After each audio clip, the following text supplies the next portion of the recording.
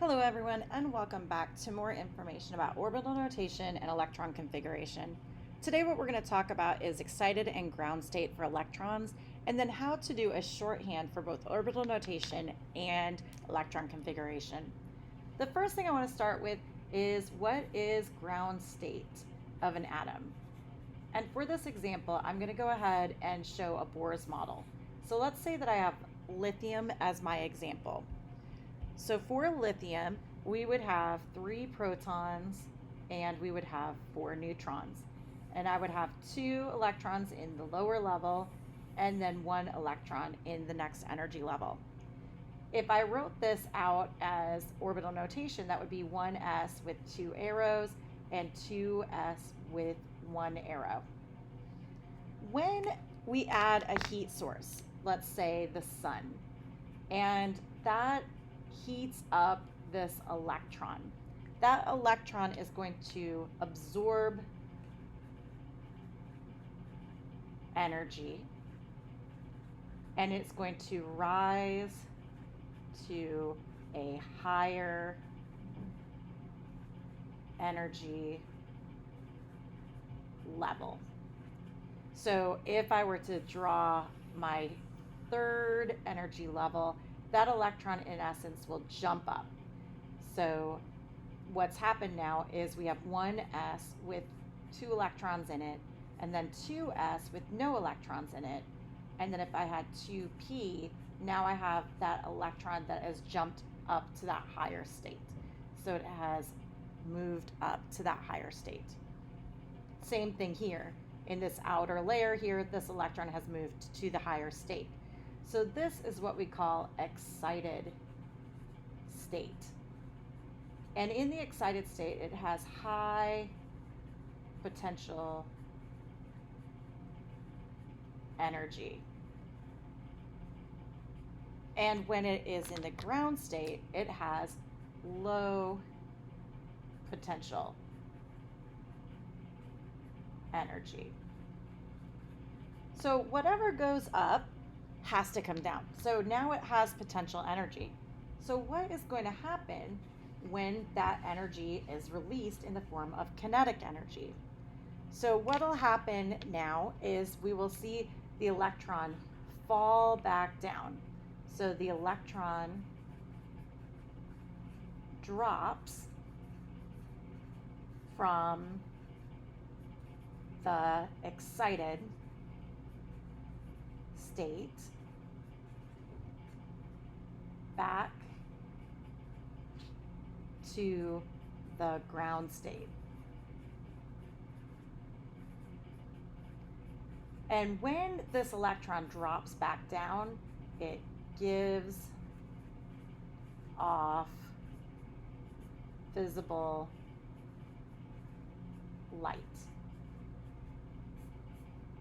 And so this is what we are going to observe in today's lab, which is the flame test lab. So you'll get to see what that looks like as it gives off color. The next thing I want to talk about is yesterday we went over S and P for our orbital notation. Today we're going to do orbital notation for D and F. So if I look at my periodic table, this is not proportionate. So this center area here is my D, and then down below is my F. So if I were to look at an example, let's look at element number, let's do 39, yttrium. And I want to draw the orbital notation for that one. So the way that we normally would draw it is we always start with hydrogen and we go all the way across, and this would require that I would have 39 arrows. So that's a lot of arrows to draw. So just as a refresher, for our S group, which is here, and our P group, we start with 1 through 7 energy levels, and here with P we have 2 through 7. But when we get into our D block, our energy level actually drops and starts with 3 and only goes to 7, and F is going to be 4 and 5. So it's actually lower. So I'm going to draw the longhand version of the deuterium to show you what that looks like. So for deuterium, I would have 1s, 2 arrows, 2s, 2 arrows, 2p with 6 arrows, 3s with 2 arrows, 3p with 6 arrows, and then 4s with 2 arrows. So now I'm over here in my first row where we're going to get to D. And so when I get to D, I'm actually going to start with the number 1 lower than 4s. So I'm going to do 3D. So what happens is when we get to the D block, the electrons actually come in closer to the nucleus, leaving the S and the P on the outer side, and the D electrons are in closer to the nucleus. And since we have, if we count across, there are 10 elements in that row, and we need the number of suborbitals to match that 2 can fit in each suborbital. So we would take our 10 elements, divide that by 2, and we would have 5 suborbitals. And these are going to be completely filled because we are going all the way through to zinc. We still have not gotten to element 39. So we can move now from 3D, we go back into P. And here we're going to notice that we are in row 4. So it's the 4th energy level for P. And we have 3 suborbitals. And now after P, we move on to S. So we have our 5th energy level now for S. And we have 2 electrons that go in there. So if I'm looking on the periodic table, where I am at right now is at strontium. So I am 1 away from where I want to be, which is deuterium. So I can double count my arrows. I've got 2, 4, 6, 8, 10, 12, 14, 16, 18, 20, 22, 24, 26, 28, 30, 32, 34, 36, 38. I still need 1 more electron. Now I'm moving into the D block. For the D block, again, if this is a 5, remember D goes down 1 energy level. So I'm going to be 4D. I still need to draw all of the suborbitals even if I do not use them. I only have 1 electron, so it's going to go in the first orbital, suborbital for D. Then this is what I have. So when we want to talk about noble gas configuration, so noble gas configuration looks at just the outermost electrons. So noble gas orbital notation. This looks at only the electrons in the latter part of the element. So what I'm going to do is I'm going to start at the noble gas that is just before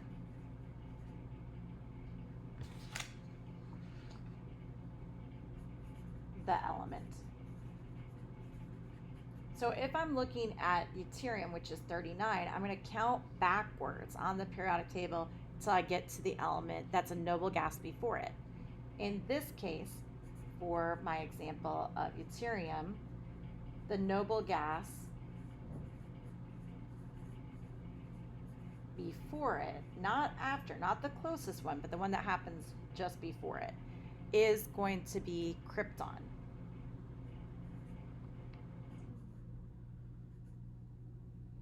So if I'm looking here, and if I go back and I look at my periodic table, I can look at this section right here, all the way to here is the same as krypton. So I do not need to draw all of this information because these electrons on the outer level, this P is also included in it. So these electrons are the electrons that are further away from the nucleus than all of these. So what we can do to do shorthand is we are going to write the noble gas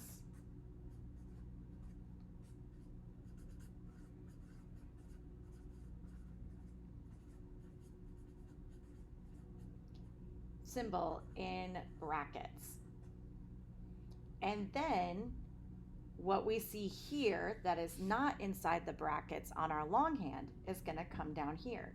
So I'm going to have 5s with 2 arrows, and then 4d. Again, I have to show all of my suborbitals, and I'm going to put my electron there. So this is my shorthand for orbital notation. If I want to do the same thing for electron configurations, so noble gases electron configuration, we are going to do the same thing that we just did before with our longhand. We can just look at our drawing here and we're going to do the same thing. We're going to put our noble gas symbol inside of the bracket. And then we're only going to write what comes afterwards. So 5s2 and 4d, and I only have 1 arrow, so I'll put 1. So this section right here is just what comes after the noble gas. And the same thing here. This is just what comes after the noble gas. All right, let's go ahead and look at what does this look like for the f orbital.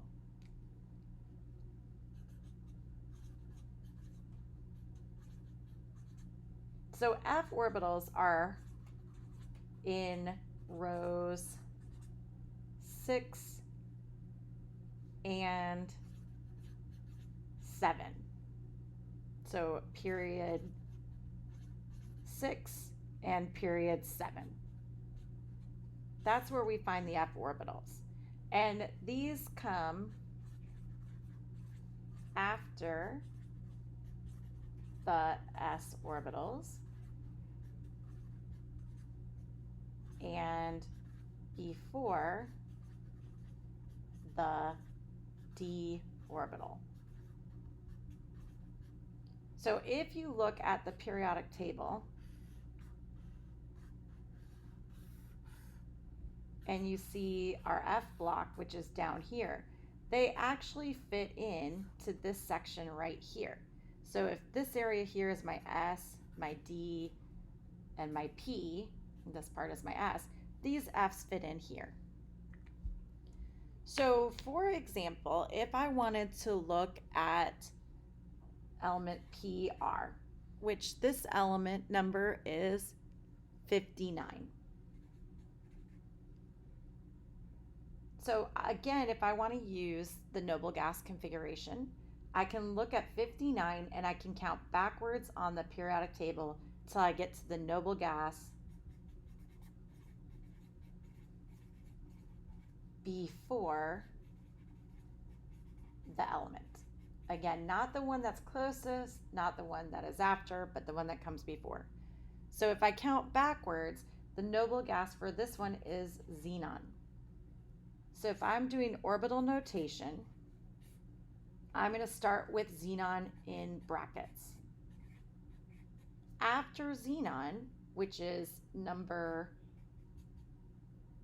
54 on the periodic table, I then am going to move on to the next element on the periodic table, which is cesium, 58. And if I look, cesium is the second to last row. And if there are 7 rows, that means I'm going to start with 6 and it's in the S block, so 6s. And I'm going to go all the way through, so I'm going to have 2 electrons, an up and down arrow. After that, then I go down to the F block, and the F block starts with 4 and 5, so it is 2 energy levels lower than the S block.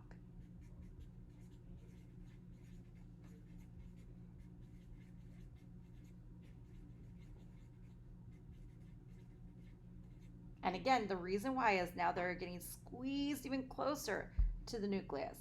So if this is a 6, I will put a 4F. Since there are 14 elements that go across here and 2 electrons fit in each suborbital, I'm going to have 7 suborbitals. So 1, 2, 3, 4, 5, 6, 7. So here I'm going to have this element where I left off was barium, which is 56, and I need to get to 59. So that means from 56 to 59, I need 3 electrons. And again, following Pauli's exclusion principle and Hund's rule, I'm going to put 1 electron into each suborbital before I double up, and each of these electrons will have the same directional spin per Pauli's exclusion principle. Now let's look at the electron configuration for this element. Again, taking what I have here, I'm just going to remove the arrows. So I have xenon, 6s2, and 4f3.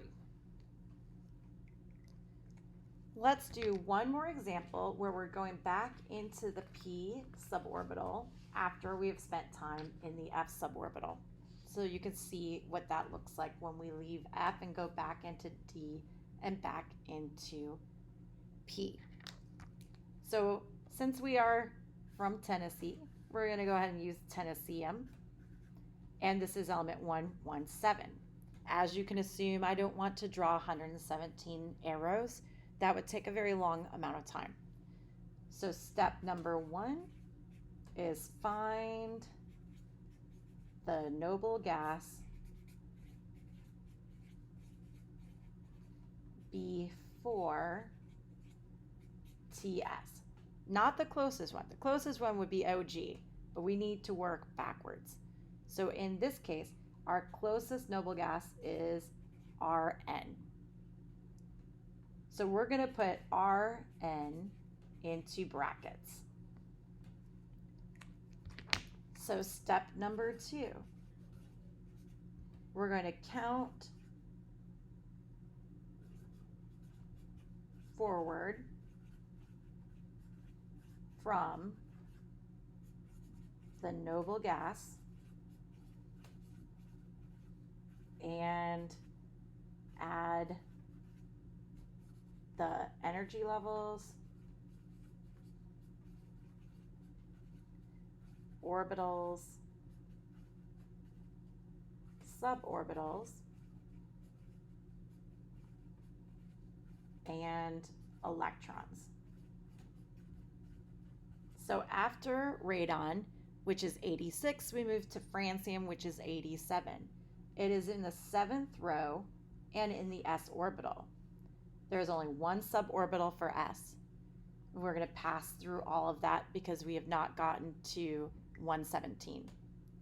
After we get to radium, we move down to actinium. So this now is in the bottom row of the F block, which is energy level, remember, 2 less than 7. So it's going to be 5F, and then we're going to have 7 suborbitals, and all the electrons will be filled because we have not made it to 117. Then we go back to the D block. The D block is always 1 energy level less than S. So if this was a 7, then this needs to be a 6. So 6D, 1, 2, 3, 4, 5, because we have 10 electrons that can fit in here. So we're going to have our 10 electrons here. Now we need to go back into P, and P has the same energy level as S. So I'm going to have 7P, and it has 3 suborbitals. When I look at Tennessee, it goes all the way to almost the end, but it misses it by 1. And there are 6 elements in that row, so I'm only going to go 5 places forward. So I'm going to have an up, down, and then 1 up left over. So this is how I would write the noble gas electron orbital notation for Tennessee. So this section right here gives me my orbital notation in the noble gas formation. And if I want to do the electron configuration,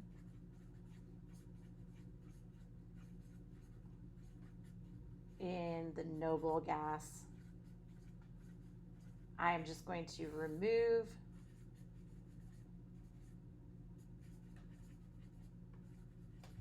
the arrows